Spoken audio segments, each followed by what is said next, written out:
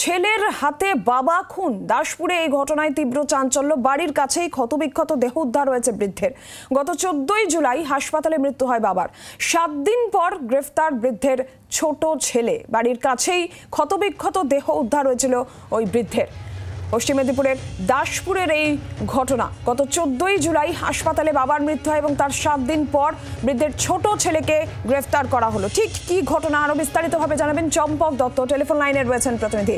চম্পক, দেখো যে ঘটনা সেটা হচ্ছে পশ্চিম মেদিনীপুর দাসপুর থানা অন্তর্গত শান্তপুর ঘরে গত 12ই জুলাই বাড়ির পাশে একটি পুকুর থেকে ক্ষতবিক্ষত অবস্থায় সুদাম ভূঁইয়া নামক ওই ব্যক্তিকে আশঙ্কাজনক অবস্থায় তাকে সেখান থেকে উদ্ধার করে যখন হাসপাতালে নিয়ে যাওয়া হয় তাকে মৃত বলে ঘোষণা করা। পরে যেটা জানা যাচ্ছে যে পুলিশ তদন্ত শুরু করে এবং এলাকাবাসীর দাবি জানিয়েছিল যে গ্রামের মধ্যে এই খুন হয়েছে এবং সেই খুনি ব্যক্তিকে ধরতে হবে এবং সাজা দিতে হবে। সেই মতনই কিন্তু পুলিশ তদন্ত শুরু করে যেটা জানা যায় তারই ওই সুদাম ভূঁইয়া তার ছোট ছেলে, সেই ছোট ছেলে এই খুনের সাথে জড়িত এবং সেক্ষেত্রে সে স্বীকারও করে নিয়েছে এবং সে কারণে জানিয়েছে যে সে বাজার থেকে প্রচুর পরিমাণে ঋণ তিনি তুলেছিলেন এবং সেই তোলার পর বাবা সেক্ষেত্রে বলা যায় এবং ঋণ তোলার পর সে কিন্তু ভিন রাজ্যে পালিয়ে গিয়েছিল।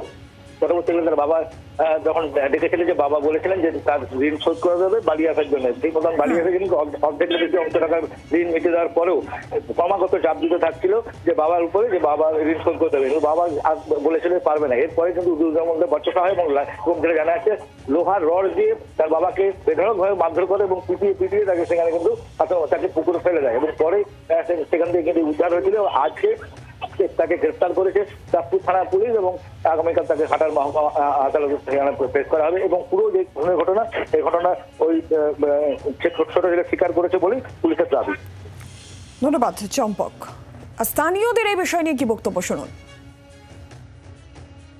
দেখুন, আমরা তো একদম পাশাপাশি বাস করি, আমার একদম পাড়া প্রতিবেশী।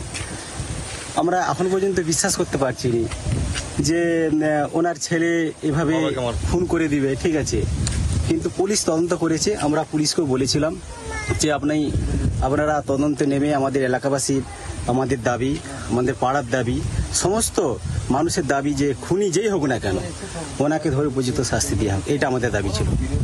এটা দুঃখজনক ঘটনা, এটা যদি আসামি ধরা পড়ে আমাদের খুব ভালো এবং ওর সঙ্গে আরও যারা জড়িত আছে আমি চাইবে পুলিশ ধরে ওনাদেরকেও যেন ওর মধ্যে ধরা পড়েছে।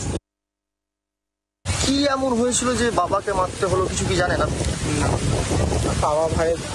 বাবার আমার ছোট ভাইয়ের সাথে ভালোই সম্পর্ক ছিল।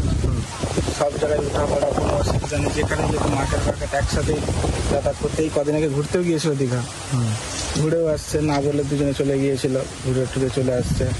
আসার এই তো কদিন পরেই এখানে শুনলাম যে এরকম মার্ডার হয়েছে। টাকা নিয়ে একটা গন্ডগোল শোনা যাচ্ছে। টাকা ওর দীর্ঘ 8-10 বছর ধরে প্রবলেম। প্রথমে করেছিল একটা দেনা, বাবা জমি বিক্রি করে তার দেনা মিটিয়েছিল। আপনার ভাই করেছিল? হ্যাঁ, ভাই করেছিল। বাংলার আওয়াজ, বাঙালির আবেগ, জি 24 ঘন্টা।